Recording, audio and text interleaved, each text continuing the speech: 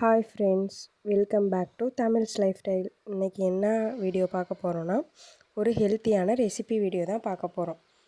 கோதுமை மாவை வச்சு நம்மளே நூடுல்ஸ் ரெடி பண்ணி அதை நூடுல்ஸ் ரெசிபி செய்ய போகிறோம். இந்த ரெசிபியை எப்படி செய்யலான்னு பார்க்கலாம் வாங்க. ஃபஸ்ட்டு ஒரு கப் கோதுமை மாவு எடுத்துக்கணும். அதில் கொஞ்சமாக சால்ட் போட்டுட்டு அதுக்கப்புறம் கொஞ்சம் கொஞ்சமாக தண்ணி ஊற்றி சப்பாத்தி மாவு பதத்தை விட கொஞ்சம் லூஸாகவே பிசைஞ்சு வச்சுக்கணும். மாவு பிசைஞ்சு வச்சதுக்கப்புறம் அடுப்பில் ஒரு சட்டி வச்சு அதில் கொஞ்சம் தண்ணி வச்சுக்கணும். அதில் கொஞ்சம் சால்ட்டும் கொஞ்சம் ஆயிலும் சேர்த்துக்கணும். அது நல்லா தண்ணி கொதித்ததுக்கப்புறம் நம்ம பிசைஞ்சு வச்ச மாவை முறுக்கு புளியிற கட்டையில் போட்டு கொஞ்சம் கொஞ்சமாக மாவு போட்டு அந்த கொதிக்கிற தண்ணியில் நல்லா புழிஞ்சு விட்டுக்கணும். அது கொஞ்சம் டைட்டாக தான், அதை கொஞ்சம் அழுத்தி புழிஞ்சு அதை நல்லா வேக வச்சு எடுத்துக்கணும். அதை வேக வச்சு வெந்ததுக்கப்புறம் அதை எடுத்து வடிகட்டிட்டு கொஞ்சமாக நார்மல் வாட்ரு ஊற்றி எடுத்து வச்சுக்கணும் தனியாக.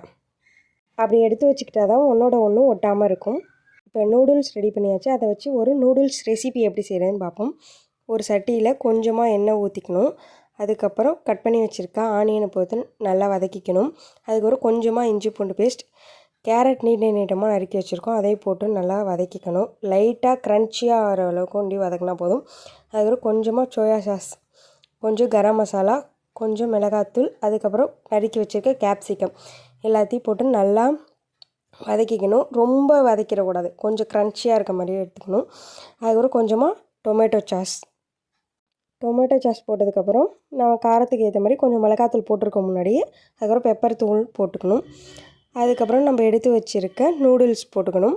நூடுல்ஸ் போட்டு நல்லா மிக்ஸ் பண்ணி எடுத்துக்கணும். பத்தலைனா கொஞ்சம் டொமேட்டோ கெச்சப் ஊற்றிக்கலாம்.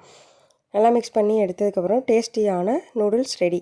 இந்த வீடியோ உங்களுக்கு பிடிச்சிருந்தா லைக் பண்ணுங்கள், ஷேர் பண்ணுங்கள், மறக்காமல் சப்ஸ்கிரைப் பண்ணுங்கள்.